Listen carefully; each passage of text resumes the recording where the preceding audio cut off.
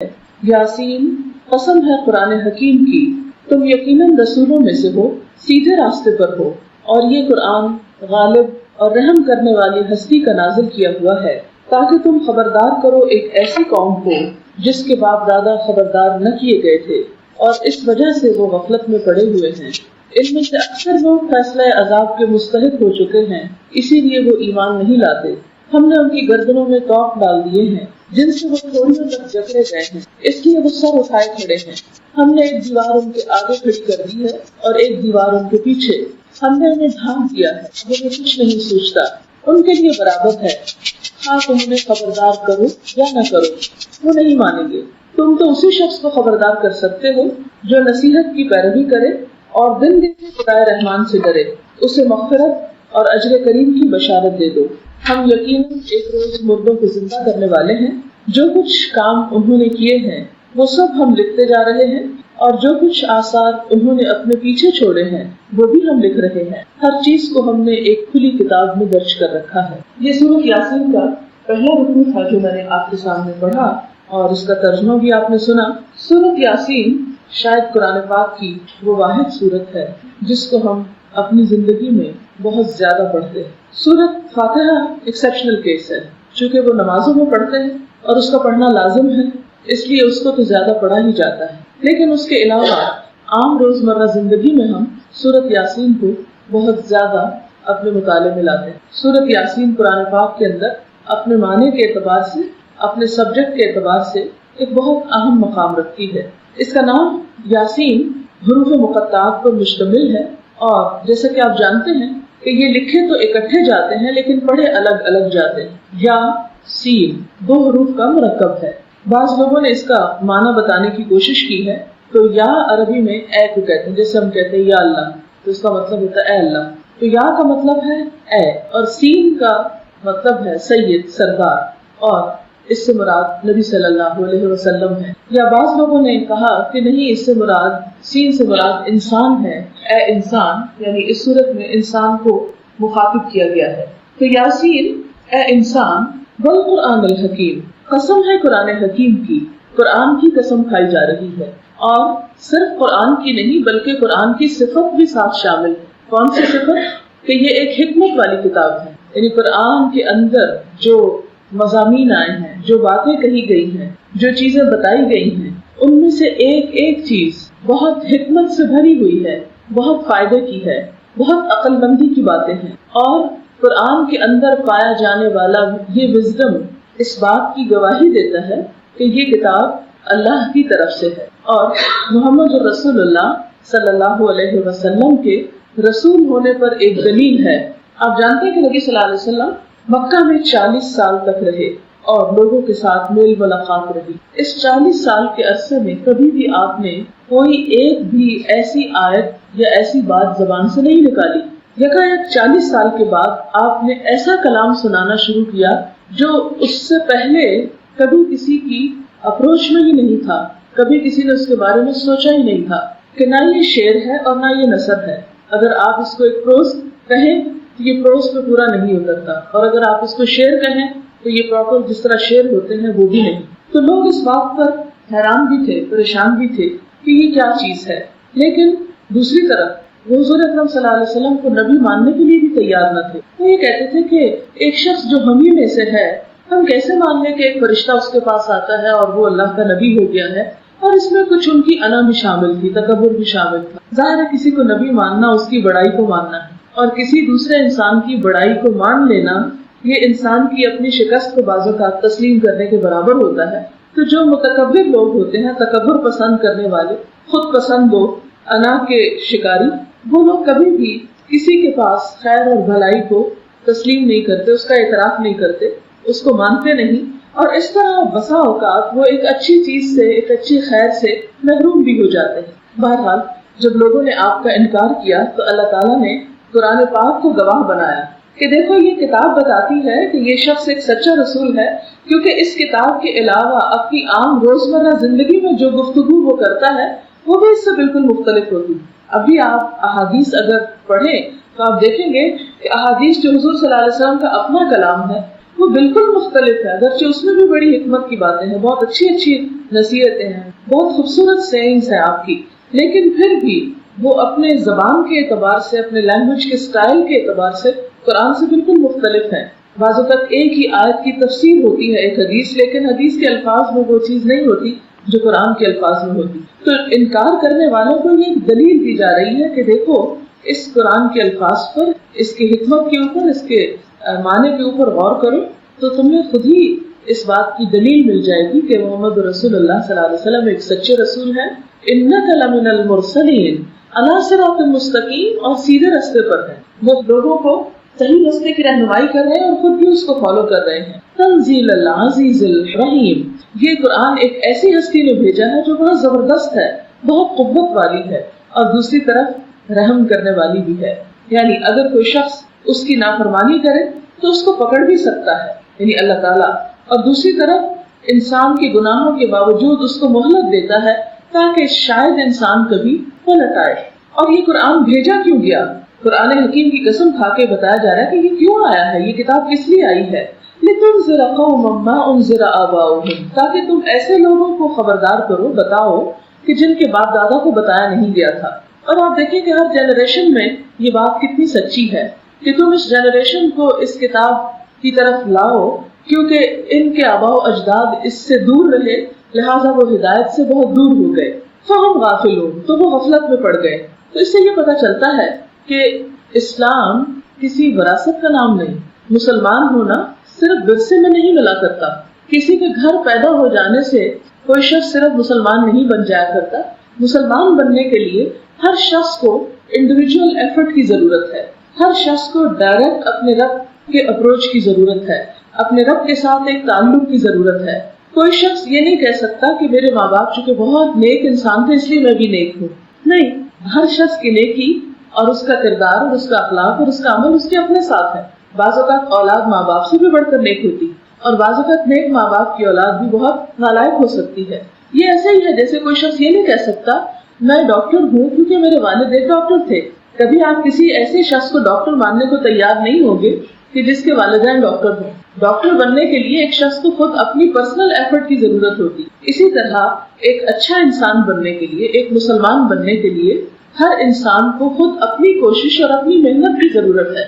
یہی چیز یہاں پر بتائی گئی کہ تم ان لوگوں کو دین کی بات بتاؤ، اچھائی کے راستے پر لاؤ، کیونکہ بہت عرصے سے یہ اس تعلیم سے دور رہے، ان کے ماں باپ بھی دور تھے، وہ غفلت میں پڑ گئے، تو ان کا اثر ان پہ بھی آ پڑا، تو انہیں اس غفلت سے نکالو۔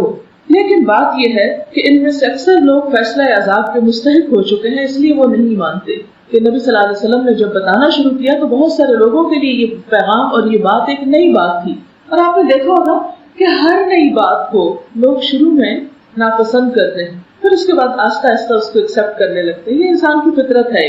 مثلاً آپ دیکھیں کہ ایک چھوٹے بچے کو ایک ماں پہلی دفعہ مرچوں والا سالن کھلاتی ہے تو وہ اس پر منہ بناتا ہے اور اس کو تھوک ڈالتا ہے اور اس کو نہیں کھانا چاہتا، لیکن تھوڑا تھوڑا چکھاتے چکھاتے ایک دن ایسا آتا ہے کہ اس کا مرچوں کے بغیر کھانے کا دل نہیں چاہتا۔ بالکل اسی طرح کوئی بھی نئی فوڈ جب ہم ٹرائی کرتے ہیں تو وہ تھوڑی سی اجنبی لگتی ہے، بعض اوقات اس کا ٹیسٹ، اس کی خوشبو اچھی نہیں لگتی۔ آپ نے زیتون کے بہت فائدے سنے ہوں گے، جو اولیو آئل ہوتا ہے وہ کولیسٹرول فری ہوتا ہے، لیکن اس کے باوجود چونکہ ہم لوگ یوز ٹو نہیں اس کو کھانے کے، تو اس میں پکی ہوئی چیز ہم شوق سے نہیں کھاتے یا کھا نہیں سکتے، لیکن جن علاقوں میں لوگ اسے کھاتے ہیں وہ دوسرا تیل استعمال نہیں کر سکتے۔ تو یہ ایک بالکل انسانی فطرت ہے کہ کوئی بھی نئی چیز انسان کے سامنے جب آتی ہے تو اسے بہت آسانی کے ساتھ وہ قبول نہیں کر سکتا۔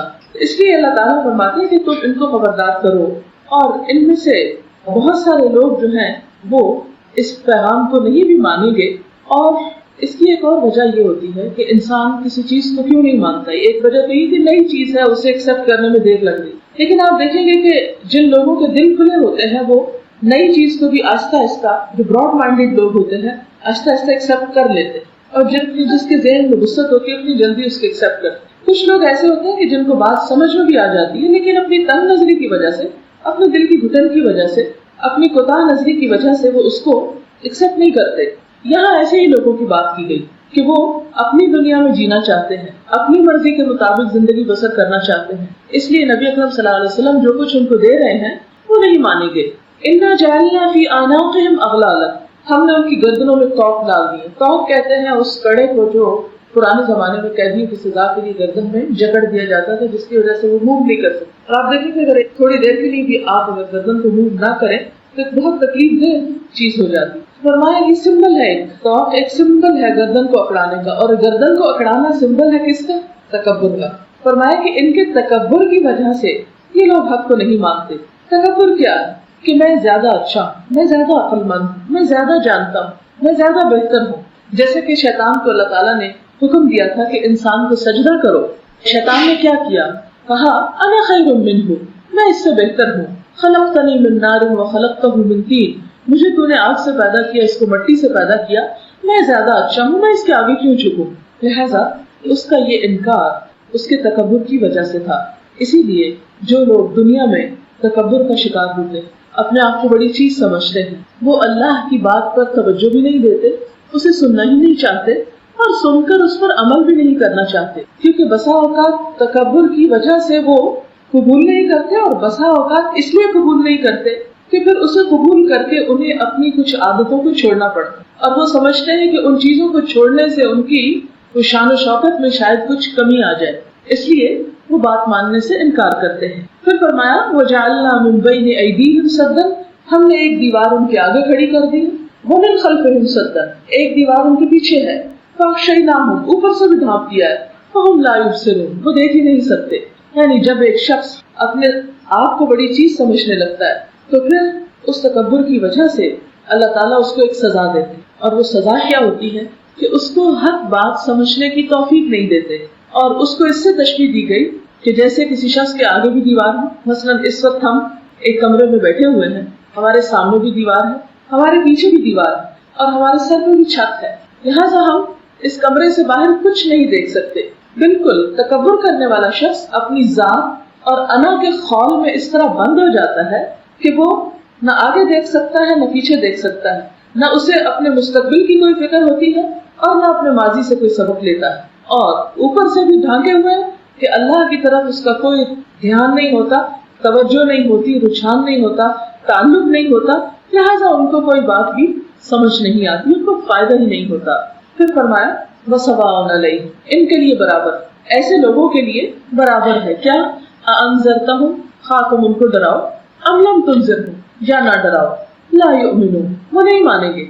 यानी आप उनको कोई नसीहत करें या ना करें, खबरदार करें या ना करें, कोई डर वाली आयत सुनाएं या ना सुनाएं, वो सब सुनी अनसुनी कर देते हैं, उनको कुछ समझ नहीं आती। ये बिल्कुल ऐसे ही जैसे इस कमरे के बाहर अगर कोई चीख चिल्ला रहा हो, पुकार रहा हो, तो हमें कुछ पता नहीं चलेगा कि कोई रो रहा है, इस छत पे इस वक्त रो रहा हो, चिल्ला रहा हो, हमें तो कुछ खबर नहीं कि क्या हो रहा है, क्योंकि हम तो इसके अंदर बंद हैं। तो बिल्कुल इसी तरह मुतकब्बिर शख्स जब अपनी जात के खौल में बंद होता है तो अल्लाह ताला उस पर हिदायत के दरवाजे बंद कर देते हैं, और फिर उन पर कोई नसीहत की बात असर करती ही नहीं, इसलिए कि वो हर वक्त अपने ही ख्यालों, अपनी ही दुनिया और अपनी ही आप में रहते हैं, इसलिए हक की बात, हिदायत की बात उनके दिलों तक नहीं पहुंचती। फरमाया इन्नमा तुनज़िरु मन इत्तबा ज़िक्रा व खशिया रहमान बिल गैब, तुम तो उसको डरा सकते हो कि जो गायबाना तौर पर अपने रब से डरे, यानी तन्हाई में भी जिसको अपने रब का एहसास हो, जो बिन देखे अपने रब से डरे, यानी किसी ने अल्लाह को देखा नहीं लेकिन इसके बावजूद वो शख्स जो गैब के पीछे या इस पर्दे के पीछे अपने रब को महसूस कर सके, उसी पर यह कलाम नसीहत असर करता है। आप देखिए कि जैसे इस वक्त मैं बात कर रही, मेरी बात आपके कानों से टकरा रही, लेकिन बसा औकात ऐसा होता है कि कुछ लोगों के सिर्फ कानों तक नहीं टकराती, दिल तक भी उतरती। अब दिल जो है वो सामने एक्सपोज नहीं है, वो तो बहुत पर्दों के अंदर छिपा हुआ है, लेकिन जो शख्स दिलचस्पी लेता है एक बात के अंदर, वो आवाज जो हमें नजर नहीं आती, वो आवाज कान से दिल तक पहुंचती है और दिल से पूरे जिस्म पे असर करती है, सारा जिस्म, पूरी बॉडी उसमें इन्वॉल्व हो जाती है। इसी तरह एक शख्स जो अल्लाह ताला से एक ताल्लुक रखता है, अल्लाह की अजमत को महसूस करता है, तो अल्लाह ताला हाँ पर्दे के पीछे छुपा हुआ है, लेकिन वो उसके प्रेजेंस को फील कर सकता है, ये उसके अपने एहसासात की बात है। तो जो इस काबिल हो कि पर्दे के पीछे जात को महसूस कर सके, फिर वो उसकी बात को भी अपने अंदर एब्जॉर्ब कर सकता है। ऐसे लोगों के लिए जज़ा क्या है? फबश्शिरहु बिमग़फ़िरतिन, आप उन्हें बख्शिश की खुशखबरी दें कि अल्लाह ताला उनके गुनाहों को माफ फरमा देंगे, वो अजरिन करीम, और बहुत बाइज्जत अजर की, यानी उन्हें جزا ملے گی، انعام ملے گا، لیکن بہت عزت کے ساتھ۔ انا نحن نحیی الموتى، بے شک ہم زندہ کریں گے مردوں کو، وَنَكْتُبُ مَا قَدَّمُوا، اور ہم لکھ رہے ہیں جو وہ آگے بھیجتے ہیں، وَآثَارَهُمْ، اور ان کے آثار، وَكُلَّ شَيْءٍ أَحْصَيْنَاهُ فِي إِمَامٍ مُبِينٍ، اور ہر چیز کو ہم نے ایک کھلی کتاب میں لکھ رکھا۔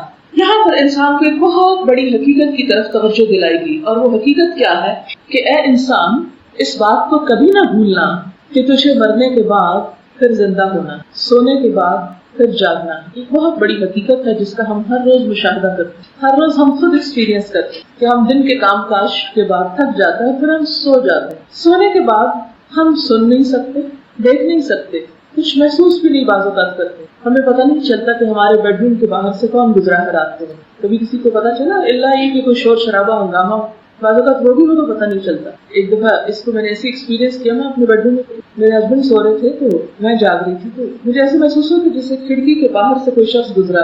وہ چوکیدار تھا لیکن اندھیرے میں تو وہ جیسے ایک رسی کی سانپ محسوس ہوتی۔ چوکیدار گزرا تو شاید راؤنڈ لے رہا تھا۔ اس وقت میں نے سوچا، اس وقت میرے ہسبینڈ کو نہیں پتا چلا کہ یہاں سے کوئی گزر کے گیا ہے۔ اگر میں سو رہی ہوتی تو مجھے بھی نہ پتا چلتا کہ یہاں سے کوئی گزر کر گیا۔ تو سونا اور مرنا ایک جیسا عمل، قرآن میں اس کو ایک دوسرے سے مشابہ قرار دیا گیا ہے۔ جس طرح سونے کے بعد ہم پھر جاگ اٹھتے ہیں، قرآن میں ہمیں یہ بتایا گیا کہ جب انسان سوتا ہے تو اس کی ایک روح لے لی جاتی، اور جب انسان جاگتا ہے تو وہ دوبارہ اس کے اندر ڈالی جاتی۔ اسی لیے ہمیں دعا سکھائی گئی، الحمدللہ الذی احیانا بعد ما اماتنا، کہ شکر ہے اس ذات کا جس نے زندگی دی ہمیں، بعد ما اماتنا، اس کے بعد کہ اس نے ہمیں موت دی۔ تو یہ موت کا لفظ یہاں کس لیے ہے؟ سونے کے لیے۔ تو یہ میں سونے کی مثال اس لیے دے رہی ہوں، ایک یقین دہانی کے لیے، کہ جس طرح ہم سونے کے بعد جاگ اٹھتے ہیں، ایسے ہی مرنے کے بعد ہم دوبارہ جاگ اٹھیں گے۔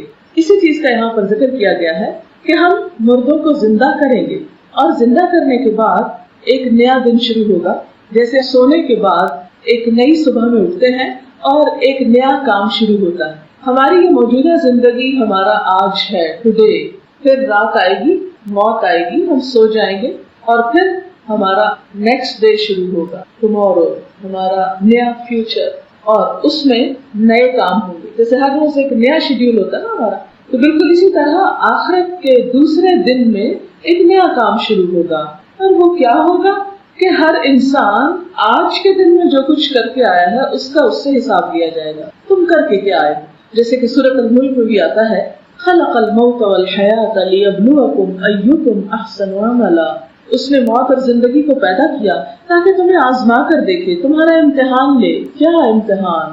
ایکم احسن عملا، کہ تم میں اچھے کام کون کر کے آیا، تاکہ اس کو انعام دیا جا سکے، اور کس کس نے خراب کام کیے اس کو سزا دی جا سکے۔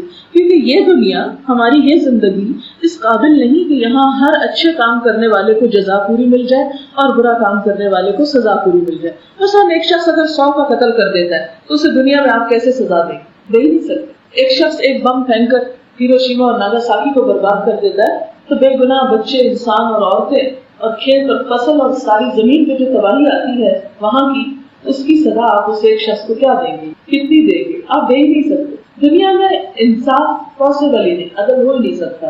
اس کے لیے اللہ تعالیٰ نے ڈے آف ججمنٹ رکھا، وہاں انصاف کیا جائے گا اور پوری قوت کے ساتھ اللہ تعالیٰ اپنے فیصلوں کو نافذ کرے گا۔ اب یہاں پر یہ فرمایا گیا کہ ہم زندہ کریں گے، اور زندہ کرنے کے بعد ہم انسان کا حساب لیں گے کہ وہ کر کے کیا آیا، اور اس حساب کے لیے ہم تیاری کر رہے ہیں ابھی سے۔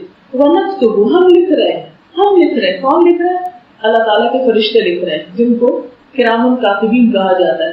قرآن پاک میں آتا ہے وَإِنَّ عَلَيْكُمْ لَحَافِظِينَ كِرَامًا كَاتِبِينَ، کہ تم پر نگرانی کرنے والے موجود ہیں جنہیں کرام کاتبین کہا جاتا ہے۔ اب یہ کیا لکھ رہے ہیں؟ یہ فرشتے کیا لکھ رہے ہیں؟ فرمایا ما قدموا، جو وہ آگے بھیج رہے ہیں۔ انسان اپنے ہاتھوں کی کمائی جو کچھ بھی کرتی کر رہا ہے، صبح سے شام تک جو کچھ کرتے ہیں وہ سب کچھ فرشتے لکھ رہے ہیں۔ اور صرف اتنا نہیں لکھ رہے، وآثارہم، جو اپنے پیچھے چھوڑ کے جائیں گے وہ بھی ہم لکھتے رہیں گے۔ نکتب عربی زبان میں مضارع کا صیغہ ہے۔ مضارع میں دو معنی پائے جاتے ہیں، پریزنٹ اور فیوچر، حال اور مستقبل۔ ہم لکھ رہے ہیں اور ہم لکھیں گے۔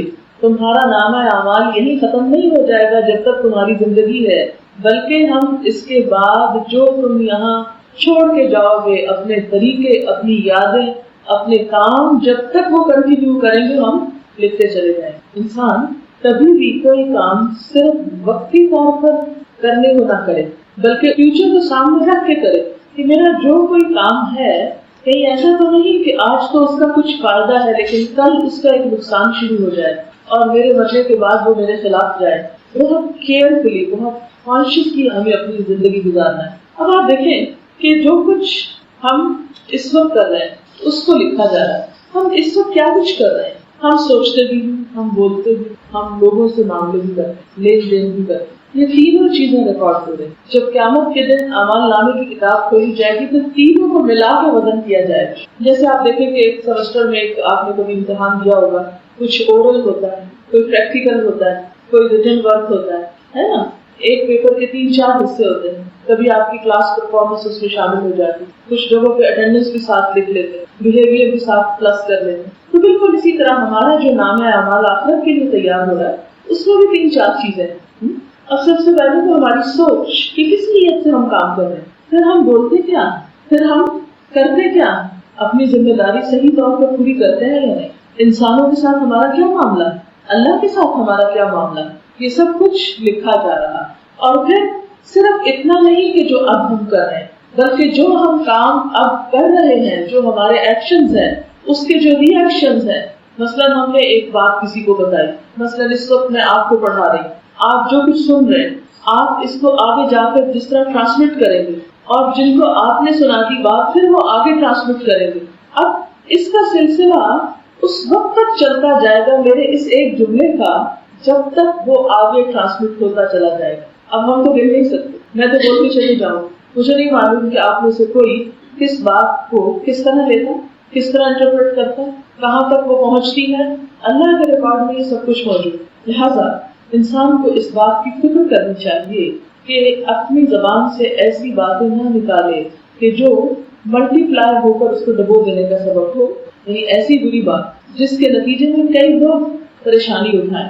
اچھا ہم یہ سوچتے ہیں بعض اوقات کہ اچھا کیسے لکھ رہے ہیں فرشتے، نہ تو یہاں ہمیں کوئی رجسٹر نظر آتا ہے، نہ یہاں پر ہمیں کوئی قلم نظر آتا ہے، نہ ہی کوئی کمپیوٹر رکھا ہوا ہے، نہ کوئی شور ہے، یہ کیسے لکھا جا رہا ہے. آپ نے دیکھا ہوگا یہ بات خوب ہو چکی ہے کہ انسان جو آواز اپنے منہ سے نکالتا ہے وہ نقش کی صورت میں فضا میں محفوظ ہو رہی. اور سائنٹسٹ اس بات کی کوشش کر رہے ہیں کہ ان نقوش کو کسی طرح اسے ری پلے کر کے سنا جا سکے. جس طرح ٹیپ ریکارڈر کے اوپر ہماری آواز نقش ہو جاتی ہے، اسی طرح کائنات کے اندر اور جگہوں پر بھی یہ سب کچھ محفوظ ہو رہا ہے. اسی طرح یہ کہتے ہیں کہ جو ہم عمل بھی کرتے ہیں، مثلاً میں نے ہاتھ اس طرح کیا یا اس طرح کیا، اس کا عکس جو ہے یہ حرارتی لہروں کی شکل میں مستقل طور پر دنیا میں محفوظ ہو جاتا ہے. جیسے ایک اس کا عکس ہماری آنکھ کے اندر محفوظ ہوتا ہے ہر چیز کا ایک، تو بالکل اسی طرح ہم جو کچھ بھی کرتے ہیں، چاہے چھپ کے کریں، کہیں پر بھی کریں، تو یہ سب کچھ ہماری اسی فضا کے اندر ریکارڈ ہو رہا. یہ اور سب سے بڑی زندہ مثال کو ویڈیو کیمرا یا آڈیو کیسٹس، یہ ساری چیزیں ہمارے سامنے ہیں.